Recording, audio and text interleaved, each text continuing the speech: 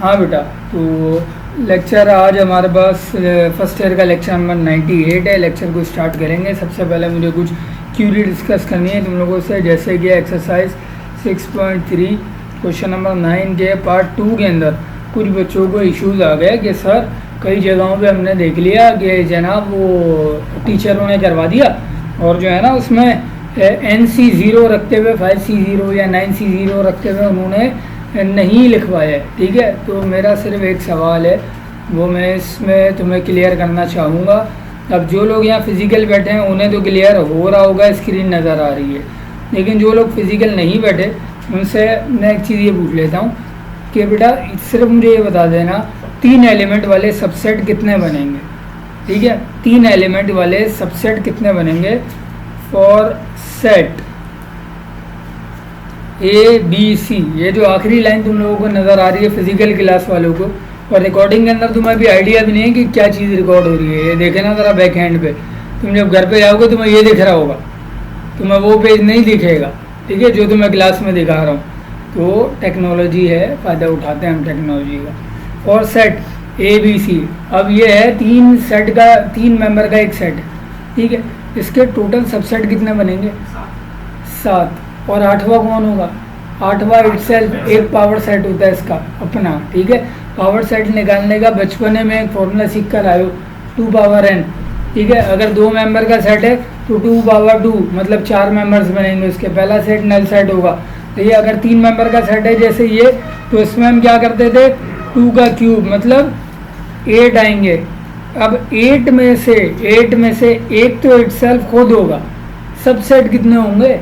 Subset होंगे 7। ठीक है, अब जो 7 सबसेट होंगे वो क्या होंगे?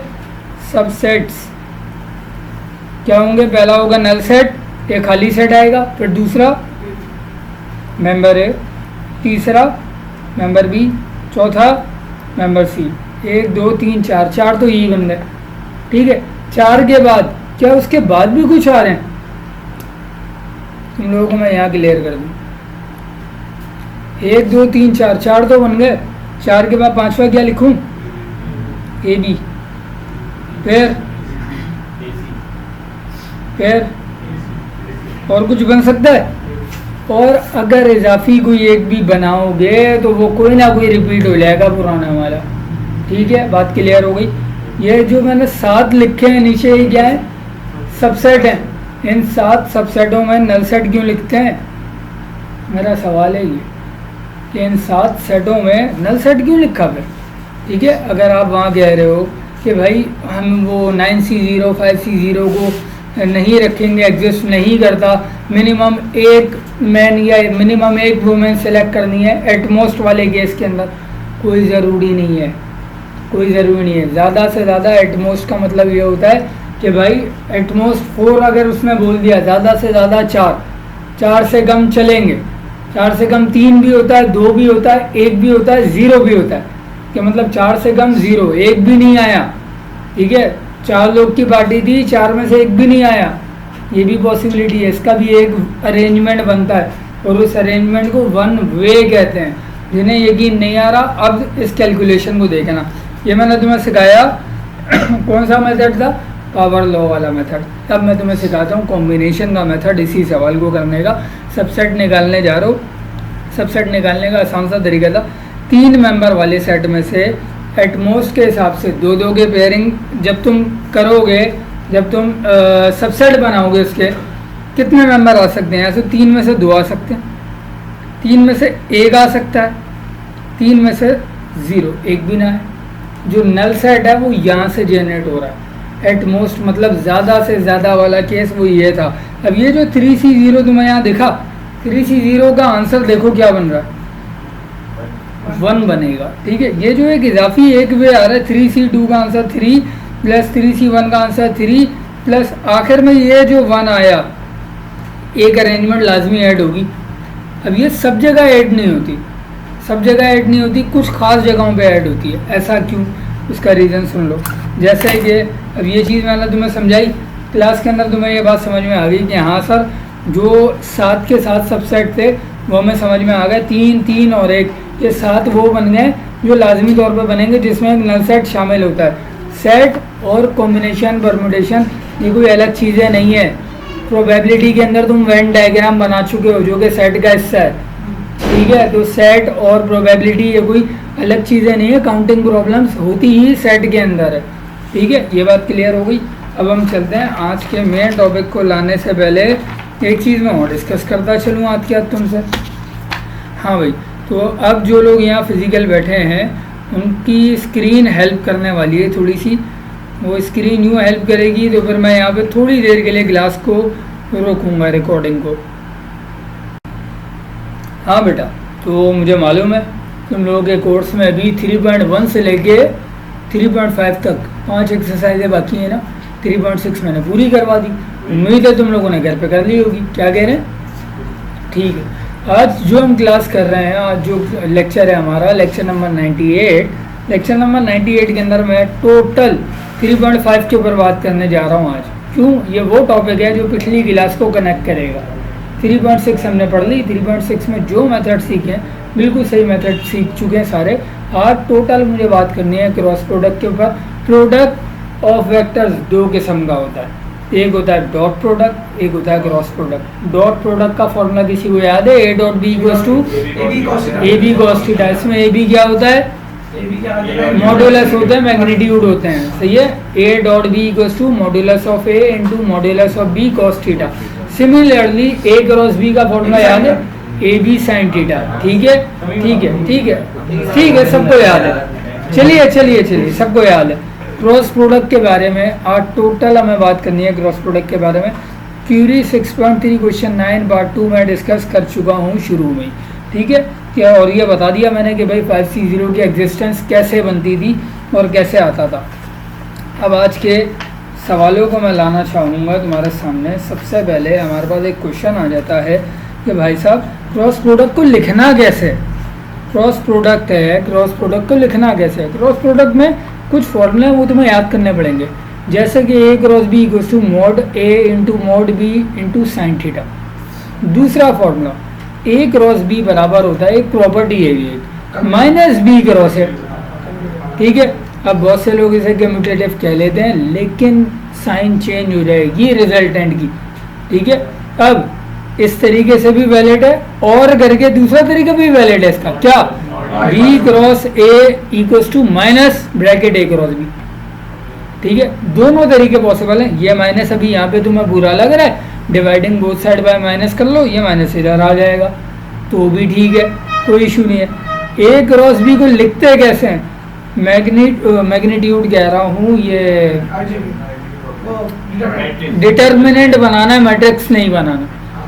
डिटर्मिनेंट के अंदर आई जे के, उसके बाद जाके पहले वेक्टर के तीनों एलिमेंट्स आई जे के कोफिशिएंट्स और फिर दूसरे के तीनों कोफिशिएंट्स, ठीक है। और मैंने यहाँ गड़बड़ी की हुई है, कोई टोक ही नहीं रहा। आई कैप जे कैप के कैप, ठीक है। ये तीनों जो एलिमेंट्स होते हैं ये यूनिट वेक्टर वाले एलिमेंट्स होते हैं, आई जे के, ये दिखाने लाजमी है, ठीक है। कंपोनेंट्स कह लो इनको। अच्छा, इसी तरीके से एरिया, इस एक्सरसाइज के अंदर एरिया के भी कुछ सवाल है। एरिया होता क्या है? एरिया एक मैग्नीट्यूड होता है बेसिकली, ठीक है।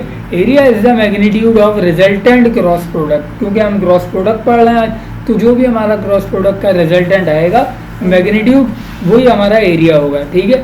अब एरिया मुख्तलिफ जगहों पे चेंज हो जाएगा। अगर पैरेललोग्राम है उसका एरिया अलग होगा, ट्राइंगल है उसका एरिया अलग होगा। ट्राइंगल का एरिया तुम्हें याद होना चाहिए, half into base into altitude, ठीक है। पैरेललोग्राम का कैसे निकलेगा अभी सिखा दूंगा थोड़ी देर में, ठीक है। अच्छा, अभी चलते हैं एक्सरसाइज 3.5 क्वेश्चन नंबर 1। बहुत आसान सा क्वेश्चन है। फाइंड ए क्रॉस बी, ए क्रॉस बी मालूम कर दो एंड बी क्रॉस ए, दोनों चीज़ें मालूम करके देनी है। एक वेक्टर ए ये रहा, वेक्टर बी ये रहा। अगर वेक्टर ए भी दे दूं, वेक्टर बी भी दे दूं और बोलूं क्रॉस प्रोडक्ट निकालो, निकाल लोगे? कैसा आएगा? ए क्रॉस बी इक्वल्स टू आई जे के लिखा, उसके बाद पहला वेक्टर कौन लिखा है तुमने? ए के एलिमेंट्स सीरीज वाइज लिखवाना, आई पहले, जे बाद में, के उसके बाद आखिर में। 4 1 1 4 1 1। फर्स्ट ऑफ ऑल आगे मैंने क्या लिखा है? फर्स्ट ऑफ ऑल रीअरेंज आई जे के।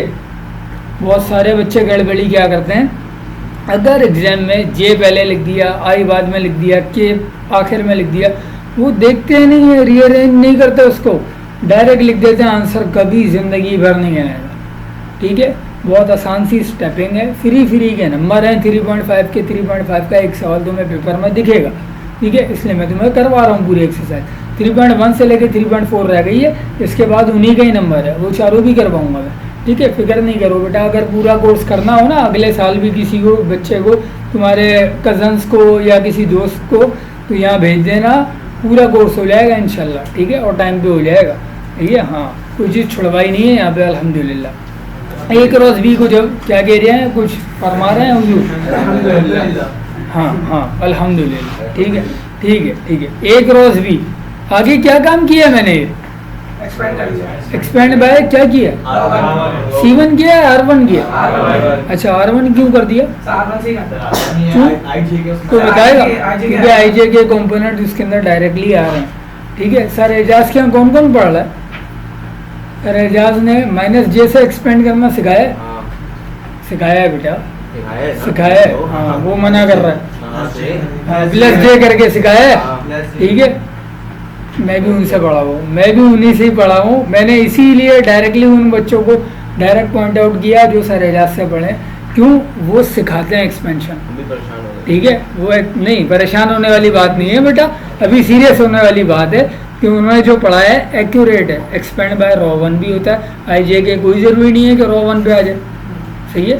अब अगर हम सेकंड एलिमेंट यहाँ पे -J कर रहे हैं, कुछ बच्चे हैं जिन्होंने वो कंपोनेंट सिस्टम सीखा हुआ है +J करके भी, वो भी वैलिड है, लेकिन एग्जाम में रेफर यही करूँगा, नहीं करना, यही वाला करना जो तुम्हें आता है, जिसके ऊपर तुम्हारा हाथ सेट है, वो ही करना।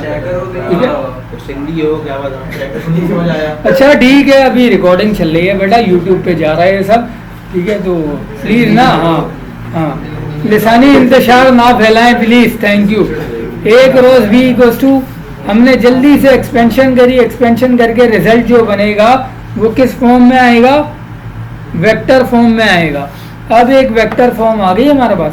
वेक्टर फॉर्म क्या हमें एक रोज़ बी का आंसर देना था बस? नहीं सर, एक और भी आंसर मांगा था। Also find B cross A. B cross A भी तो चाहिए। बी क्रॉस ए मालूम करने के लिए क्या करेंगे? अब बी क्रॉस ए के लिए ये आइडेंटिटी इस्तेमाल करी, ए क्रॉस बी बराबर होता है -B क्रॉस ए के, और B क्रॉस ए, इसके रेफरेंस से B क्रॉस ए को अलग करो तो बराबर हो जाएगा किसके? Minus times of A cross B के। सिर्फ माइनस को रीअरेंज किया है, लेफ्ट टू राइट भेजा है और कुछ नहीं करा। ठीक है, B क्रॉस ए का रिजल्ट क्या बनेगा? माइनस के साथ ए क्रॉस बी का रिजल्ट लिख दो डब्बे के अंदर, वो लिखा हुआ। ठीक है, ए क्रॉस बी अभी जो लेकर आए उसको इस डब्बे में रख लिया, और जैसे ही माइनस से ओपन किया तो बी क्रॉस ए का रिजल्ट आ गया। कोई मुश्किल है?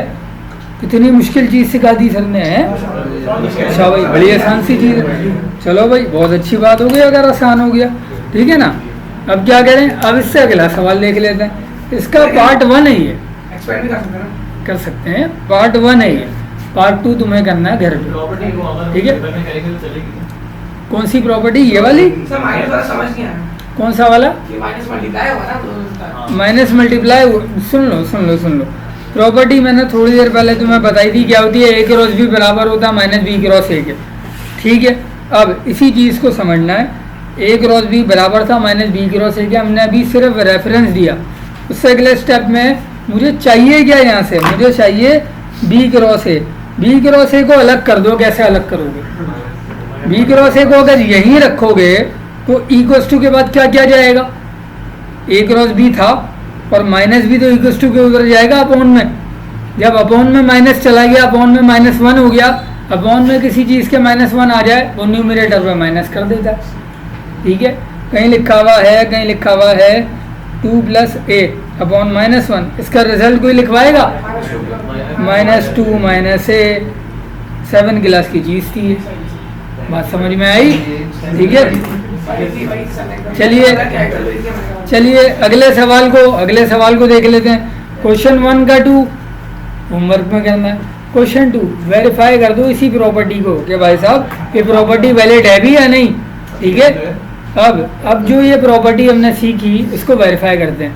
वेरीफाई ए क्रॉस बी बराबर होता है -B क्रॉस ए के। क्या ऐसा होता भी है या नहीं?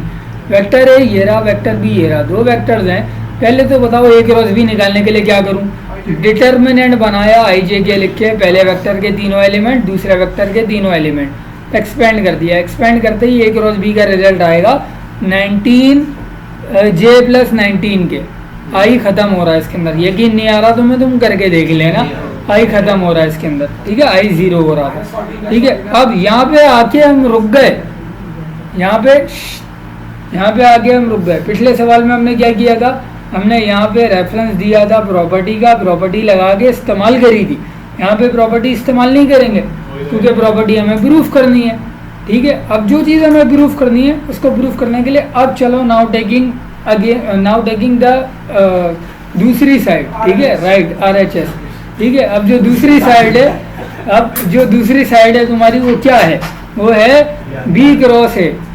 बच्चा चिल्ला रहा है सर माइनस में B क्रॉस है। ओ भाई पहले B क्रॉस है तो निकाल लो, उसके बाद उसे माइनस से मल्टीप्लाई भी करा देंगे या देख लेंगे, क्या पता ज़रूरत ही ना पड़े, ठीक है। B क्रॉस है निकालने के लिए आई जे के लिखा। अब पहले जो मैं लिखूंगा वेक्टर कौन सा लिखूंगा, A या B? B 3 - 2 और 2, 3 - 2 और 2, और दूसरे पे कौन सा लिखेंगे 1 - 7 और 7 A।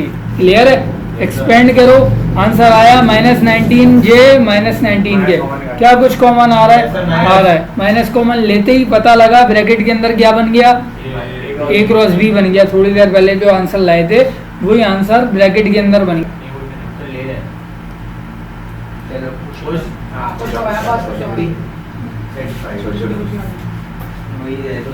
खुश हो?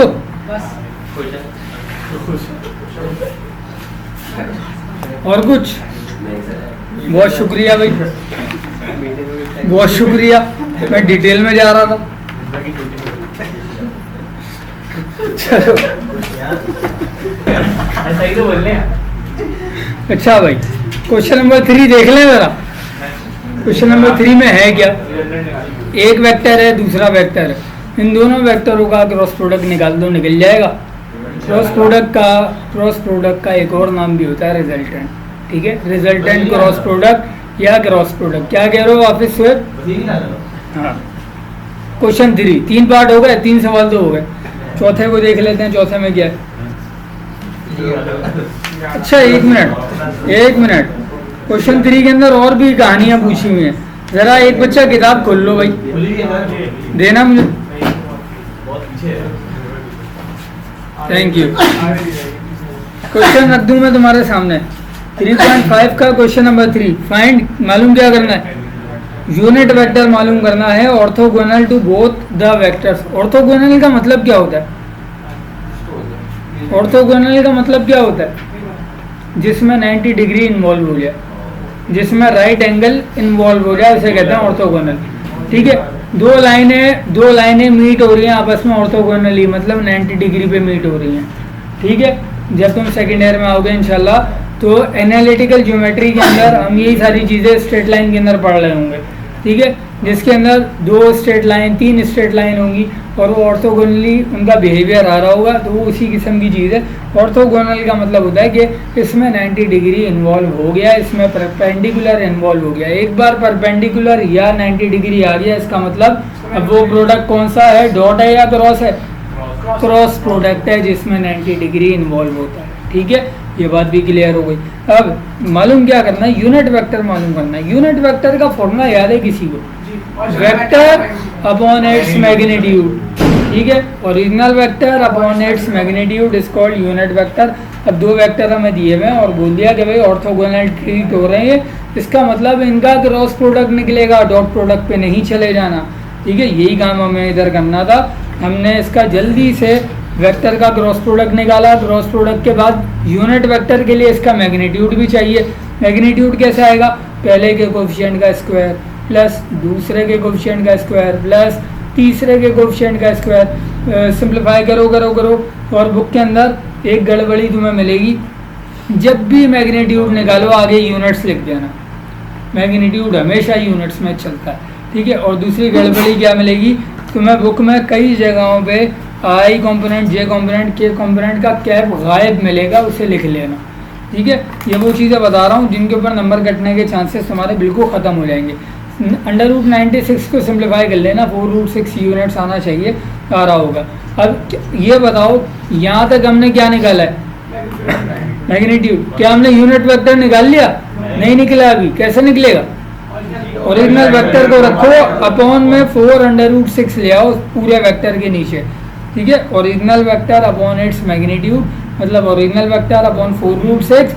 अब देखा तुमने 4/4 कैंसिल होगा, मतलब i component upon √6 plus 2j times of upon √6 plus k upon √6 मिला के होल अपॉन करके लिख लो। क्या मुश्किल काम था?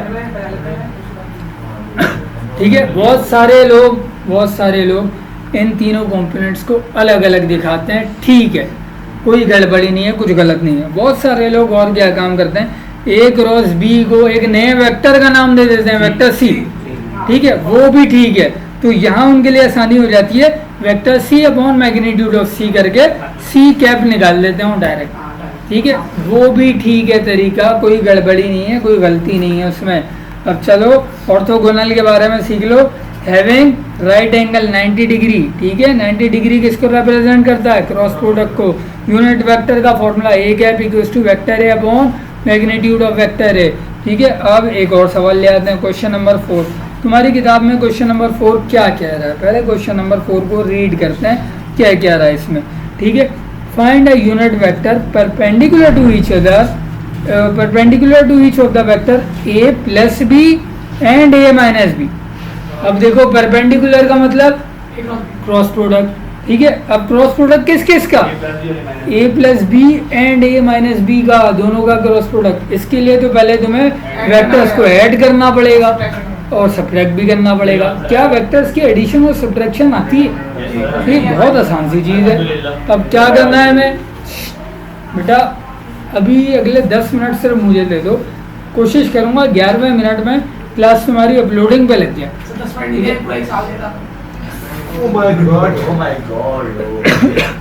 100 के पहले 130 लेक्चर अपलोड कर चुका हूँ बेटा, सिर्फ तुम लोगों के लिए कि तुम लोग सीख लो, ठीक है। हाँ 100 करने थे अपलोड, 130 कर चुका हूँ, ठीक है, सिर्फ आप लोगों के लिए कि बच्चे सीख लें, ठीक है। अब चलिए आगे।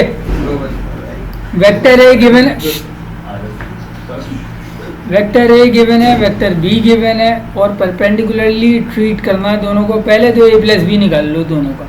ए प्लस बी के लिए आई वाला कंपोनेंट आई वाले कंपोनेंट में ऐड होगा बेटा, जे में ऐड नहीं करना। 5 वाला ये 5j और प्लस 2j ये आपस में ऐड होंगे, ठीक है। इसी तरह माइनस के और माइनस 5 के ये आपस में ऐड होंगे।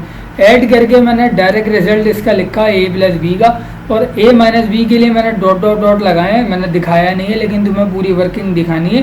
ए माइनस बी जब तुम करोगे दो वेक्टरों को माइनस कर लेना, पहले ये वाला रखना है, फिर माइनस की साइन, फिर दूसरा एलिमेंट, 3 में से 1 माइनस होगा, 5 में से 2 माइनस होगा, इस तरह करते हुए तुम ए माइनस बी निकालोगे। यहाँ तक तो सब आ गए, बड़ी आसान आसान चीज़ें। करना क्या है, मेन काम यहाँ से स्टार्ट है, ठीक है। A plus B cross product of A minus B, इन दो वेक्टरों का जब क्रॉस प्रोडक्ट निकालने जाओगे यहाँ पे तुम ये काम कर सकते हो। ए प्लस बी को नाम दे दो वेक्टर सी, ए माइनस बी को नाम दे दो वेक्टर डी, ठीक है। तो सी क्रॉस डी डायरेक्टली निकाल सकते हो, तो निकलेगा इसी तरीके से ही, क्रॉस प्रोडक्ट वाले मेथड से ही।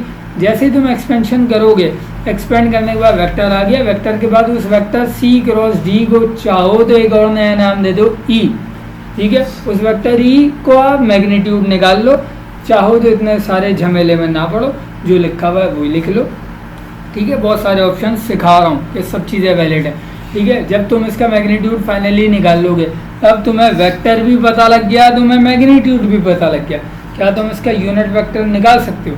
हाँ सर, यूनिट वेक्टर निकाल सकते हैं। यूनिट वेक्टर के लिए वेक्टर रखा, अपॉन में मैग्नीट्यूड रखा, पता लगा कि जो वेक्टर था 46i माइनस 28j माइनस 2 के, उसमें होशियारी हो सकती थी, 2 कॉमन आ रहा था, तो हमने इधर लिखते हुए 2 कॉमन ले लिया ताकि 2 से 2 डिवाइड हो जाए। एक डिनोमिनेटर में भी तो 2 था पहले से, ठीक है, तो डिवाइड हो गया, सिंप्लीफाई करके हमने आंसर दे दिया, डेट सेट।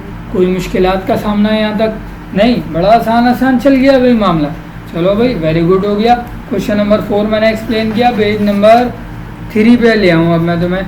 अब चलो ज़रा एरिया के बारे में बात कर लेते हैं, ठीक है, कि एरिया क्या चीज़ होती है, कैसे निकालना है, कैसे नहीं निकालना। अच्छा, एरिया के बारे में मैंने यहाँ कहीं नहीं बताया हुआ, ए क्रॉस बी का मैग्नीट्यूड क्या, किधर कौन से सवाल पे? एग्जैक्टली वही होता है। तो एक चीज़ मुझे और देखने दो, मैंने पेज नंबर 1 कहाँ रखा है, इन लोग को करवा दिया था।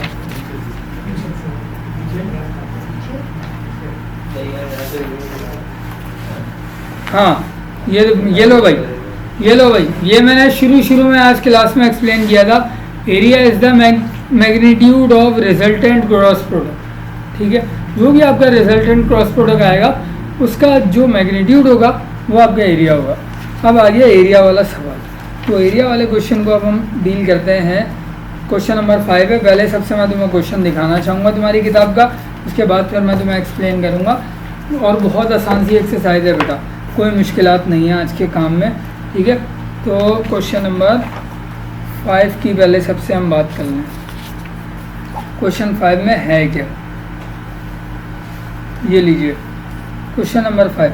Find the area of the perpendicular कह रहा हूँ of the parallelogram whose adjacent sides are represented by vector A and vector B. अब देखो एक पैरेललोग्राम है जिसकी दो एडजेसेंट कहते हैं एक के बाद एक, सही है, लगातार वाली दो साइडें आपको दी हुई हैं। एक वेक्टर ये है, दूसरा वेक्टर ये दोनों वेक्टर जो हैं ये साइडों को रिप्रेजेंट कर रहा है। अब बोल रहा है इस पैरेललोग्राम का एरिया निकाल के देना है। एरिया निकालने के लिए हम क्या करते हैं, वेक्टर ए ये रहा, वेक्टर बी ये रहा। वेक्टर बी थोड़ा सा इस बार अजीब है, आई है, के है, जे नहीं है, मतलब जे वाला एलिमेंट 0 रखना है। क्रॉस प्रोडक्ट निकालते हुए यहाँ ध्यान कर लेना बेटा, जैसे ही क्रॉस प्रोडक्ट निकालने जाओगे आई जे के में पहले का एलिमेंट 5 -1 और 3 लिख दिया, दूसरे में एलिमेंट क्या लिखेंगे 1 0 1 लिख दिए। एक्सपेंड करो, जैसे एक्सपेंड करोगे वेक्टर आएगा, वेक्टर आ गया,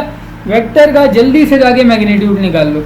वेक्टर भी आ गया, वेक्टर का मैग्नीट्यूड भी आ गया। अब क्या करना था, यूनिट वेक्टर निकालने के लिए हम इनको, अच्छा यूनिट वेक्टर पे तो जाना नहीं है, एरिया निकालना है। मैग्नीट्यूड आ गया क्या हमारे पास, हाँ सर मैग्नीट्यूड आ गया। अच्छा पैरेललोग्राम के एरिया निकलता कैसे है वैसे, हाँ हाँ साइड्स को, दोनों साइड्स को जो है अपोजिट साइड्स को, जो दो तुम्हारी लेंथ आ रही हैं दोनों आपस में मल्टीप्लाई होंगे, ठीक है। अच्छा लेकिन ट्रायंगल में ऐसा नहीं है, ट्रायंगल में होगा half into base into altitude, ठीक है। रेक्टेंगल में लेंथ इंटू विड्थ, स्क्वायर में लेंथ इंटू विड्थ, ठीक है, या लेंथ इंटू लेंथ कह लो, क्योंकि स्क्वायर में चारों साइडें बराबर ही होती हैं, ठीक है। करना क्या था, यूनिट वेक्टर इसका नहीं निकालना, जो तुम्हारा यूनिट्स यहाँ पे बना हुआ है, जो मैग्नीट्यूड आया हुआ है उसी को क्लेम करो। It is the area of parallelogram √6। आगे क्या लिखना ज़रूरी है, स्क्वायर यूनिट्स एरिया है बेटा, ठीक है। बच्चा यहाँ पे क्या हरकतें कर रहा होता है एग्जाम में बैठ के, स्क्वायर सेंटीमीटर, बेटा सवाल में सेंटीमीटर कहाँ दिया हुआ है, अगर दिया हुआ हो तो लिख देना। स्क्वायर मिलीमीटर कहाँ दिया हुआ है, स्क्वायर जब कोई यूनिट ना दियो स्क्वायर यूनिट्स में आएगा एरिया। अच्छा अजान हो जाए, अजान के बाद कंटिन्यू करते हैं। आज का ये लास्ट क्वेश्चन नहीं है, ये लास्ट क्वेश्चन नहीं है, अजान हो गई ना, अजान के लिए तो अभी थोड़ी देर खामोशी रखते हैं, फिर इंशाल्लाह करेंगे इसको भी एक्सप्लेन। आसान सा टॉपिक है, अभी समझा दूंगा।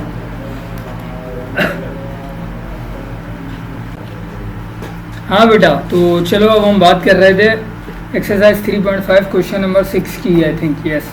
क्वेश्चन नंबर 6 जल्दी से पहले रीड कर लो, है क्या। Find the area of triangle with vertices A B and C. ये 3 कोने दिए हुए ट्रायंगल के, vertex A, vertex B, vertex C. अब ये जो 3 वर्टेक्स वाला सवाल है याद करो, इस किस्म का ही सेम क्वेश्चन एक तुमने देखने को मिला था किसमें 3.6 में, ठीक है, जिसमें हम ए बी सी और ए सी इस तरह साइडों को डील कर रहे होते थे। इसमें भी हमें सेम वही काम करना और कोई नया काम नहीं है। करना क्या था वो सुन लेना। वेक्टर ए बी होता है b माइनस ए और वेक्टर ए सी होता है c माइनस ए। माइनस की प्रॉपर्टी तुम्हें आती है, ठीक है। माइनस के लिए i वाला कॉम्पोनेंट i में से माइनस होगा, j वाला j में से, k वाला k में से। c माइनस ए के लिए डॉट डॉट डॉट लगाया, मैंने करके नहीं दिया यहाँ पे, ठीक है। c माइनस ए तुम यहाँ बराबर में करोगे तो ए सी का आंसर आएगा 043, जबकि ए बी का आंसर आएगा 123। जब ये आंसर आ जाएंगे अब इन दोनों को वेक्टर फॉर्म में यहीं पे कन्वर्ट कर लो और फिर उनका क्रॉस प्रोडक्ट कर लो। जब इन्हें वेक्टर फॉर्म में कन्वर्ट करोगे, मैंने करके नहीं लिखा, क्यों नहीं लिखा भाई, वेक्टर ए बी क्या बन जाएगा 1i plus 2j plus 3k और तीनों पे गैप लगा देना। इसी तरह वेक्टर ए सी लिखवाओ 0i plus 4j plus 3k। अब देखो ये दो वेक्टर्स आ गए तुम्हारे पास, इन दोनों वेक्टर्स का क्रॉस प्रोडक्ट कर लो। क्रॉस प्रोडक्ट करने के लिए क्या करना होता था हमें, आई जे के पहले के एलिमेंट्स दूसरे के एलिमेंट एक्सपेंड करो, एक्सपेंड करने के बाद तुम्हारा एक वेक्टर आ जाएगा रिजल्टेंट वेक्टर। रिजल्टेंट वेक्टर जो तुम्हारा आ गया ये रहा -6i -3j प्लस 4k। ठीक है, अब इस वेक्टर का मैग्नीट्यूड निकालना है ताकि हम ट्रायंगल के एरिया पे जा सकें।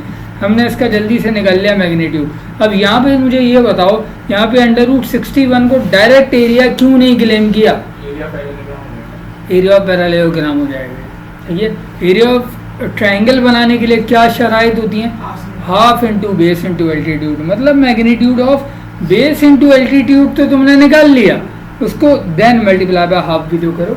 ठीक है, अब जैसे ही तुम इस मैग्नीट्यूड को हाफ करोगे तो तुम्हारा √61 आ रहा था, √61/2 स्क्वायर यूनिट्स हो जाएगा।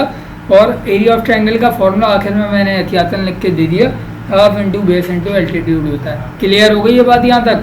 ठीक है, कितने सवाल हो गए? 6 सवाल हो गए हैं। 7 और 8 मैं आज नहीं करा रहा, कल कराऊंगा। ठीक है, लेकिन होमवर्क के अंदर तुम्हें ट्राई करना है 7 और 8 ट्राई करो। आज मैं तुम्हें करवा रहा हूँ आखिरी 2 सवाल कौन से, 9 एंड 10। ठीक है, अब 9 और 10 को समझ लेना, थोड़ी सी डिफिकल्टी है इसमें। सुन लो पहले, जो कह रहे हैं आराम से हो जाएगा। इसमें सवाल में कुछ बारीकी हैं। ठीक है, क्वेश्चन नंबर 9। अब देखो बेटा 7 और 8 ये 2 सवाल मैं कल वाले लेक्चर के अंदर इंशाल्लाह करवाऊंगा। आज मैं 9 और 10 करवा रहा हूँ। अच्छा, ये जितने लेक्चर्स हो रहे हैं वेक्टर के, ये जितने लेक्चर हो रहे हैं वेक्टर के, इनमें तुम्हें कोई क्लास वर्क यहाँ पे बैठ के करने को नहीं मिलेगा। क्लास ख़त्म हुई डायरेक्ट छुट्टी, तुम लोग डायरेक्ट घर जा सकते हो। ठीक है, मैं नहीं मांगूंगा, लेकिन करवाना पूरा कोर्स है, मैं करवाऊँ। ठीक है, हाँ ये 2 एक्सरसाइजेज हैं 3.5 3.6, जिसका अगर मैं चाहूँ तो मैं काम चेक कर सकता हूँ, क्योंकि पेपर के हिसाब से यही 2 हैं मेन। ठीक है, बाकी 3.1 से लेकर 3.4 तक मैं करवाऊँगा सारी।